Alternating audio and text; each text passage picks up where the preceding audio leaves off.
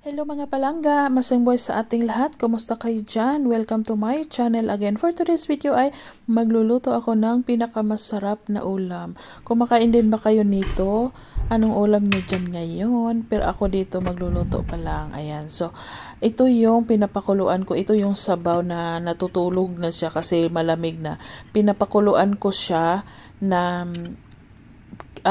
the day before ko siya lulutuin para mabilis siyang tanggalin yung fats, ganyan, kasi ano na siya, tulog siya, 'di ba? Ganyan. 99% matatanggal yung fats niyan dito kapag ganito yung gagawin nyo. Pero kung ayaw nyo naman siyang tanggalin, so wag nyo na lang siyang galawin. Ayan, 'di ba? So, iniinit ko yun siya para madali na lang mamaya. So, nag-prepare ako na aking gulay. Ito lang na cabbage ang meron ako dito. So, ito lang yung lulutuin ko para hindi makaka-stress maghanap ng mga ingredients kasi wala dito sa groceryhan itong sitaw. So, sa Asian store ko to binili. Tapos, tinipid ko siya. Hindi ko siya inubos. Yung iba nito hindi ko inubos yung isang supot. So, ayan. So, ako lang kasi ang kakain ng ulam ko na to kasi yung anak at asawa ko, hindi ko makain. Yan. So, itong, ang swerte ko pagkabili ng eggplant na to kasi, diba, tingnan nyo, fresh siya. Walang itim-itim sa loob, diba? Ayan. Ang sarap niya. Ang ganda niya tignan. So, ayan. Nagpainit ako ng karaha. Lumang karaha ko pa to. Hindi pa ako nakabili nito kasi itong video na to is matagal na to, hindi ko lang na-edit. So, ayan. So, iprito ko lang tong eggplant ko. Pwede nyo naman siyang i-steam o di kaya i-blanch or ihalo mamaya sa doon sa ulam na lulutuin.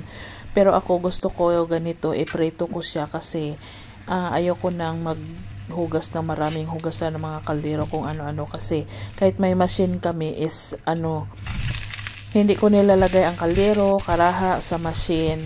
Kinakamay ko yan siya. Kaya nakakapagod kapag marami kang hugasan. Ganyan. So, tapos na yung gulay. Set aside natin. Tapos ano lang tayo dito ng gusto ko kasi yung may kulay. Tapos yung ganyan yung aswete seeds yan siya. Di ko alam kung tamang proseso yung pagkuha ng kulay, pero ganyan yung ginagawa ko. So, igisa na natin ang sibuyas at saka bawang. Nung pinakuluan ko kasi yung oxtail ko is kahapon is siya.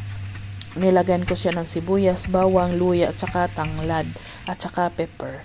Ayan. So, alam nyo na yung lulutuin ko, 'di ba? Kare-kare. Tapos itong peanut butter ko, peanut butter to siya na meron pa siyang buo-buo, hindi talaga as in siya, butter. May buo-buo pa siya. Tapos salain lang natin yung sabaw. Ayan, para wala na siyang kasama yung nakalagay diyan. Tapos i-reduce lang natin yan siya hanggang sa maglapot at maging sauce. Mabilis lang yan siya, ganyan siya, konti lang naman yung nilagay ko. Tapos ayan na, inner fry ko pala itong oxtail ko kasi malambot naman na to siya. So ayan, ganyan lang yung pag ginawa ko, hindi ko nilagay doon sa talaga sa sauce niya para maganda siya sa plating.